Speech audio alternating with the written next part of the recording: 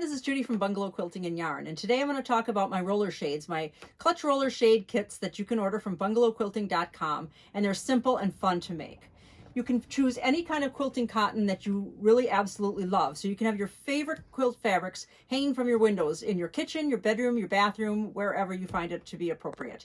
So what am I talking about when I say something about clutch roller shades? Clutch roller shades are not a spring shade. It's not the kind of shade that you pull down and let go and then it snaps back up. You can't do that with fabric because fabric's too heavy and the spring won't hold onto it. It won't hold it in its place, and it also won't spring up the way that it's supposed to. So what you need is a clutch roller shade.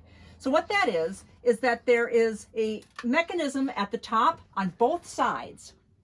And we'll shoot a closer picture of that later, but what I want to show you what you can do with this is that there's the stainless steel chain, and you can roll this shade up and down and leave it in the exact spot that you want it to be in so that it doesn't fall down and continually eke its way down, and it's easy to get it back up again. So you can put it up and down and it stays where you need it to be, and that's why you need a clutch roller shade. Now this has a counterweight at the bottom so that it hangs nice and straight. I wouldn't say that this is no-sew because you do need to make that casing down at the bottom to put that counterweight in, but there is really minimal sewing involved with this. So this can be done by just about anybody. So this is a fabric that I came out with for Ink and Arrow Fabrics a few years back. So put your favorite fabrics to work for you in any room of your house. Okay, so when you purchase the kit, what you're going to get in the kit is the mechanism itself, the clutch roller mechanism. You're going to get 2 white brackets that get screwed into the window. You're going to get the screws, and you're going to get some molly bolts in case you're going to do it in drywall. You're also going to get a tube that looks like this. This tube actually will come 60 inches long, okay? If you're going to do something that is 60 inches long, you're probably going to need a peg behind it to give it some support. Because sometimes it'll sag. I've got one that I put a design wall on, and it is a full 60 inches wide. It's been up there for years, but there is a little bit of sag in the center because of that. So you're going to get this really heavy duty core cardboard tube that you're going to put the shade actually on. And then you'll get this counterweight piece that gets cut, also custom to the custom size. The brackets are easy to screw in. They're outside mount of the window, or they are going to be an inside mount. And I'll take you over to the window and we'll show you that now. Okay, so now here are the brackets that I was talking about, here and here. They're just plain white. You can spray them to whatever color you want them to be if you find that the white's objectionable. These are an outside mount. Notice that I have these on my outside windowsill. These are old pieces from old shades that were curtains that were up there, so we're just going to cover those up. But this is the outside mount. When you do the outside mount, you're going to use these holes here to put the screws through, here and here. If you were to do an inside mount, like this old shade piece was, this is an example of an inside mount, you would put them inside here, and you would use these holes on the sides to put your screws in. So if this were to be an inside mount, you would have these screws putting those here.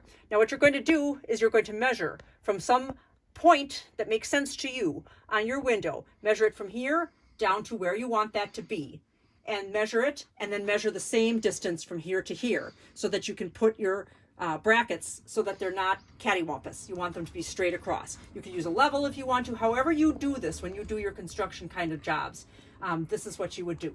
So make sure you measure that the tube will be actually covering your window. If you put it way down here, the tube that you insert is not going to cover. You're going to have light coming in across. Unless you want it to be cafe style and you want it down there, you're going to want to have it up high enough that it's going to cover your whole window when you roll it down.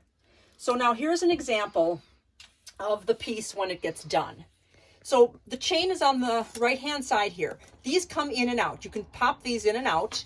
And if you're right-handed, you might want your piece that has the tab on it to be on the right side, because this clutch roller unit here is the piece that gets the tab part inserted into it. Okay, so if you're right-handed, you might want that to go there. All right, so I'm going to take this piece apart and show you how you're going to measure for that.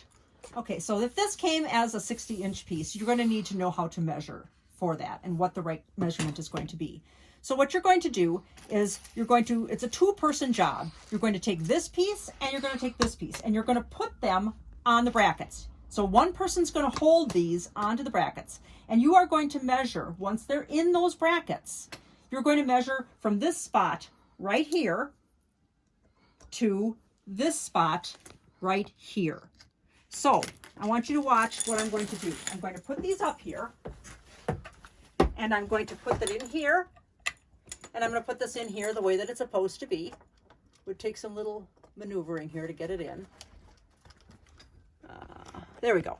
So once it's in there, like I said, it's a two-person job. You're going to take your tape measure. You're going to measure from this spot right here, right there, to this spot over here. Okay, right into that where the cylinder piece meets the flat piece. You're going to measure from there over to here. And that's your exact measurement to cut your tube. And that's going to have to be exact. Make sure when you're using a measuring tape to start at 0, not at the end of the measuring tape. Start at 0. Okay, so then you're going to come down and you're going to measure your tube. All right, so I have a 60-inch tube, and my measurement up there was 31.25. So I would take my 60-inch tube and I would mark off, because this is 31.25, I would mark off in multiple places around it 31.25. I would continue to rotate it and measure from here to here and mark off 31.25. So I marked off 31.25 all the way around. I marked it around the circumference of my tube. I kept measuring all the way around. I marked it and I cut it. Now, if you're fortunate enough to be handy with saws and equipment like that, you can have somebody quickly just zip, saw that through I don't know if that's a radial arm saw or a circular saw. I don't know, because I'm not somebody that's handy with power tools. But you could have somebody certainly zip that through. I suggest, if you don't have one of those, I used a box cutter like this, and I punctuated all the way around. All the way around, I punctuated and cut it that way. Or you can use a serrated knife. Now, the problem with that, though, can be that you don't want to strip out that core inside piece of cardboard. So when you pull the two pieces apart, so if they were joined and you pull them apart and you had something like this happen, where that cardboard is somewhat loose and cored out, you do not pull that out, because this has been measured with a micrometer to match this inside lumen. So it's that close that you have to be. If you accidentally strip out some of that cardboard, what you're going to do is take this 3M foam tape, you're going to peel off a little bit like this, and then you're going to put it on that inner lumen where you've stripped off that cardboard to make it to be the right size. And this is pliable. Because it's foam, it is somewhat pliable, and it will adjust itself to the right size, all right? Because you can push down on it and it'll adjust to the right size, all right? And then you would go ahead and insert this. But that's only if this gets cored out. If it doesn't get cored out, and by cored out, I mean something like this. Don't go and pull it out like that. That would be coring it out. You don't want that to happen. This needs to stay exactly the same size in the inner lumen so that this fits in there snugly like that, and that this fits in here snugly like this. So once you've got them fitting snug on both sides, you've got it cut to the right size.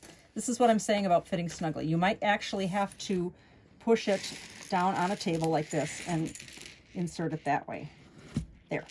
You want it to be tight. You want a good, solid fit. If for some reason it ever does loosen up, go back to that trick of the 3M double stick foam tape.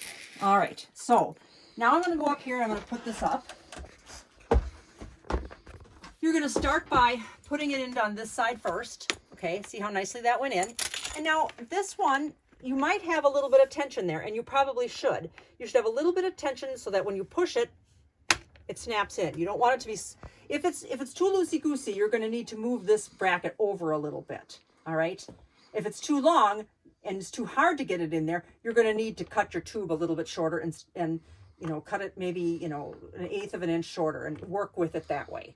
All right, so all is not lost if it is not exactly right the first time. You might, like I said, you might need to move this, or you might need to cut this. My suggestion would be to move the bracket rather than recut this again, because like I said, each time you do that, you run the risk of coring out that cardboard. But this cardboard is really good and sturdy, and it'll hold up your fabric really, really well. Okay, now the hardest part is really going to be picking out fabric for this shade. With a fabric store like this, we have so many choices. It's absolutely the hardest part. We have so many beautiful fabrics, but any of these quilting cottons will work. We also have some canvases. I would not do your first one in canvas. You probably can do it eventually, but just get the gist right now of getting this shade done. And you can use a panel and border it out, or the sky's the limit. There's so many different things that you could do. We also have, I'm going to show you the shades that I do have done. It's hard to see because the light is streaming in through here, but there I did some piecework on the border of this one, quilting piecework, and I did a little ruffle. Let's see, it's hard to see that. A ruffle on this one. And then over here, I again did some more piecing on those shades over there on the windows. So the sky is the limit. So you're going to pick out your fabric. If you have a 60-inch wide window, you're going to have something that's 60 inches wide. This window was not, it was 31 1/4, so I'm using regular 45-inch wide quilting cotton. Okay, so I chose this regular 44-inch wide fabric with the mushrooms. Now, when you have fabric like this and it comes off the bolt, it's folded, right? It's folded in half. So it's 44 inches wide. It gets opened out like this, all right? It gets opened out like that. So this is how I'm going to measure my length. When you determine how long to make your shade, you're going to go back again to this window and you're going to measure from your roller down to your windowsill. If you don't want it to be as long, or I'm sorry, if you want it to be longer than the windowsill, you certainly are going to add length on that way. But at least measure from the roller down to the windowsill. Add a couple of inches for that casing where that counterweight goes through. Add a couple of inches for that. Then measure to the roller. And then you're going to add about 10 inches to that final measurement because you want to roll it. You want it to be rolled up around the top of the roller. So you're adding 10 inches. So if this was, I believe my measurement here was 36 inches. And then I'm going to add 2 inches, which is 38. And then 10, which would be 48. 10 inches for the roller around there. So I will have about 1.25 yards of fabric, a little more than that. And cut that off the bolt. And then you're going to take it to the ironing board immediately. And you're going to iron this crease out of here. I would suggest using something like Mary Ellen's Best Press to get that crease out of, or some type of starch, maybe the starch by June Taylor, which works fabulous. Use the June Taylor starch, spray it on there, get that crease out of that middle, and do not attempt to cut the length or the width until you've ironed that piece, because that's going to affect the length and the width of the piece. All right, so that's what I have done. So I cut my length, which was a little more than 1.25 yards, and then when I opened it out, when you open your fabric out like this, if you have your piece, you're going to trim your piece off so that it's perfectly straight on that side, but you're going to open it like this and you're going to fold it like this so that your selvages are folded together. All right, this selvage here will be folded together here like this. And this selvage over here is folded together like this, all right? And then you're going to fold your piece multiple times. Measure cut your selvages off using your rotary cutter and ruler. Measure the width of your window, and that's where you're going to cut, which is the same as the width of the roller, which was 31 1/4. So I will have a piece of fabric that is 31 1/4 inches wide by 1 yard and a little more than 1/4. So let's say 1 1/3. 1 1/3 yards long, and this is how you know that your fabric is going to be perfectly straight. Okay, so this is going to be second nature to quilters. If this is hard concept for you, find a quilting friend with a rotary cutter and a mat and have him or her help you to get this fabric cut perfectly straight. All right, you can do it the old-fashioned way with pins and rulers as well, but you want this to be perfectly straight. All right, so now I've got my piece here, 1.25 yards long by 31 1/4, and I probably should press that yet again a second time. So what we're going to do with these edges, because now you're wondering, what are you going to do about these edges? These are the edges of the shade, and they're going to ravel, right? Well, what we're going to do is we're going to get some iron-on interfacing that is a woven. This is just an end piece. I'm going to show you with an example. Oh, that's not a wide enough piece. The woven interfacing, make sure that it's wide enough to go on the back of your fabric. This is wider than my fabric, and that's what you want. You want a woven interfacing that's wider than the back of your fabric, and we do sell that on bungalowquilting.com on our shop. Just put in white woven interfacing, and it'll be wide enough for the shade.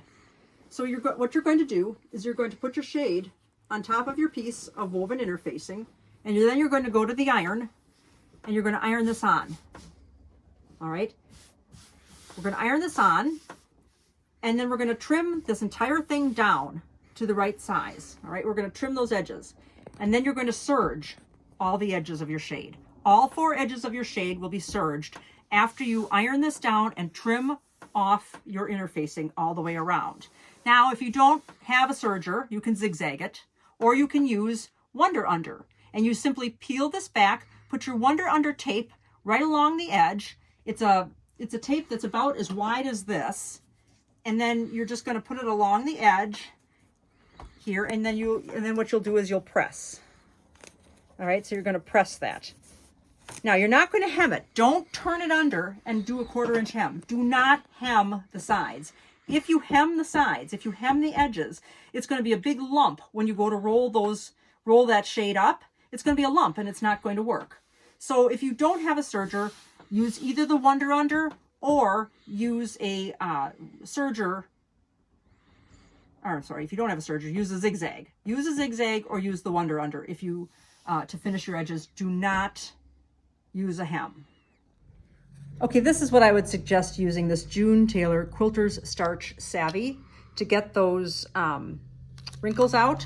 So if you've got wrinkles that are there in the fabric, it just, look how beautifully that removes it. Oh, this is the nicest stuff, and it'll give a little lift and a little bit of body to this piece of fabric for when we make our shade out of it. It's going to be absolutely wonderful. Just give a little shot of starch in addition to putting that iron-on woven iron-on interfacing into the background.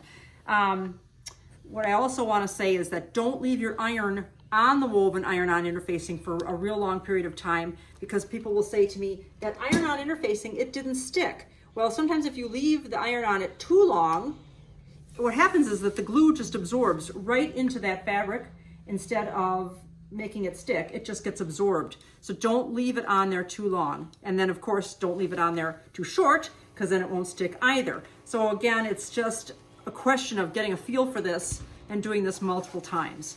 So I'm ironing my shade. You can see that my interfacing is wider than my actual piece, and that's a good way to do it. It's probably the best way to do it, because that is going to assure that you're going to get it the most flat and the most straight, and you don't want to have to try to match up those edges if it's not slightly wider than it doesn't have to be this much wider, but it should be wider than the actual piece of fabric. Be careful not to hit the adhesive with your iron, otherwise you're going to be cleaning off your iron with some adhesive remover. So you can see that I'm serging the edges. I didn't really need to trim that interfacing off, although you can if you want to, because my serger is doing it for me. So I'm just running the serger along the side edges. So the two side edges of the shade, I'm serging those edges. And this is what I talked about in terms of using, if you needed to and you didn't have a serger, you could be zigzagging these, or you could be using those rolls of Wonder Under, or something of that fusible type. I'm not endorsing that particularly. I'm just saying whatever. If you can find a roll of fusible web that looks like it's on a roll of tape, you can run that down the side and iron that onto your backing. Or like I said, you could use a zigzag. So I'm going all the way up to the top so that I've got serging on both outside edges. I'm also going to do it along the bottom, but we're going to be making a casing along the bottom, because the casing is where the counterweight is going to be slid through. Now what I have is something that looks like this. Long sheet of fabric with the interfacing on the back and serged down the sides. Now I'm going to take my rotary cutter and ruler, and I'm once again going to make sure that these edges here, that will be the top and the bottom, are perfectly straight. That's important because you want your shade to hang straight. You don't want your shade to hang crooked. The best way to have it hang straight is to have that fabric be straight, so you can depend on the fact that that is a straight edge. So I'm measuring this here, going to cut off that, or not measuring, just lining it up with the edge. And I'm going to cut off that excess interfacing. Now that I know that that edge is straight, I'm going to use that straight edge on my rotary mat. And it's that blue line there, 5. Okay, so now I know that this will be the top. That edge is straight. So I'm going to go back to the serger and I'm going to serge that top edge. Okay, so now I'm going to make my casing on the bottom because I did the same thing to the bottom that I did to the top. I straightened it with my rotary cutter and ruler, so now I've got a perfectly straight rectangle. So now I'm going to make my casing. Here's 1.5 inches. That's what I'm going to do my casing as. So I folded it up 1.5 inches, which is why I had you add a couple extra inches to the bottom. So this would have actually been 3 inches that I added extra to the bottom. If you wanted to be just 1 inch, because you added 2 inches to the bottom length, you could just do a 1-inch casing. I always like to have it be a little bit bigger, just to be a little bit on the safe side so that I can slide things through easily. So I'm going to turn this under 1.5 inches. And then I'm going to go over to the sewing machine and I'm going to stitch my casing. When I do that, I'm going to stitch along this edge here, not with my serger, just with my regular sewing machine. I'm going to stitch there, and that'll make it so that I can slide that piece through. So I can slide my my counterweight through there. And I'm going to continue to measure as I go and make sure that this is indeed a 1.5 inch piece. And I'm going to use my gauge thing here. I'm going to use my little stitch or my measuring gauge all the way down to make sure that I've got a perfect, when you're making when you're making anything, you got to be straight, but particularly when you're looking at something that's hanging on the wall. When you're making something that's hanging on the wall, you got to have it straight, because if people look at it and it's crooked, it's not going to look good. So measure all the way down and make sure that you've got that perfect 1.5 inches. All right, so let's talk about the counterweight. This comes in your kit. This is a heavy piece of, I guess it's plastic. I know that my shade is 31.25 inches wide. So I'm going to measure 31.25. But you know what? I'm actually going to measure it to be slightly smaller, because otherwise it's always sticking out on the end, and you want to sew that little edge together so that it doesn't pop out of the edge. So I'm going to actually go to 31 inches. All right. So then I'm going to take my Sharpie marker and I'm going to mark where that is. All right. Just right there. It's that simple. Just that tiny little mark. All right. Then I'm going to score this. I'm going to score it using my box cutter. Careful not to slip and cut yourself. Just make a few little pokes with it. Just poke it a few times, score it, poke it, score it, poke it. Work on it like that. And watch how simple this is. It just snaps exactly where it's supposed to be. So now you can slide this through the casing that you made. And like I said, you're going to actually want to stitch that edge together. Stitch it closed or glue it closed or whatever you want to do. Whoops. Because otherwise the thing does pop out. I have mine pop out a few times and I don't have them stitched together. So there we go. There you have it. So either glue that end together or stitch that edge closed. And there you have the shade using the roller shade kit from Bungalow Quilting and Yarn. It's bungalowquilting.com. You'll really be happy with it.